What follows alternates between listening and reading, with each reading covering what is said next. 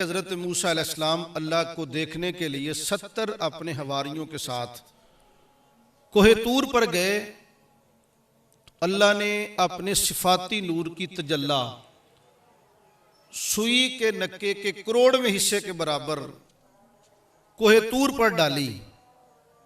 वहां से वो तजल्ला मुनअक्स होके हज़रत मूसा अलैहिस्सलाम के ऊपर 70 लोगों के ऊपर पड़ी तो 70 लोग जल के कोयला हो गए, जान से हाथ धो बैठे।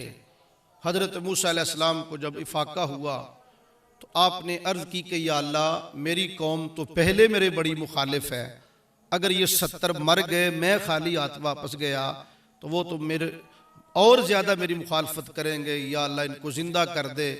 अल्लाह तबारक व तआला ने हज़रत मूसा के कहने पर 70 जली हुई लाशों को दोबारा जिंदा फरमा दिया था। इतनी बड़ी मिसाल हमारे सामने मौजूद है। अगर सुई के नक्के के करोड़वें हिस्से के बराबर अल्लाह के नूर की सिफाती तजल्ला जबले तूर पर पड़े तो तूर भी जल जाता है, 70 लोग भी मर जाते हैं। मैं पूछता हूं कि मुझे बताएं कि पहाड़ ज्यादा मजबूत है या इंसान का दिल? तो जवाब आएगा पहाड़ ज्यादा मजबूत है इंसानी दिल के मुकाबले में, लेकिन अल्लाह के नूर के मुकाबले में जबले तूर आए तो जल के कोयला बन जाए।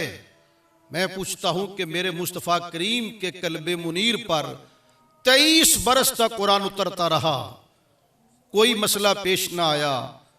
पता चला कि अगर नूर के मुकाबले में मादा आए तो वो जल जाता है, लेकिन इधर कुरान भी नूर है, लेके आने वाला जिब्रील भी नूर है, और जिसका कलाम वो अल्लाह भी नूर उतरता रहा। 23 बरस तक कुरान उतरता रहा। मेरे आका का कल्बे मुनीर भी नूर था, जो कुरान को वसूल भी करता रहा, कबूल भी करता रहा। अल्लाह ने हुजूर को दरमियान में वसीला बनाया। आका करीम नूर होने के नाते उधर से लेते हैं, बशर होने के नाते आगे उम्मत को देते हैं।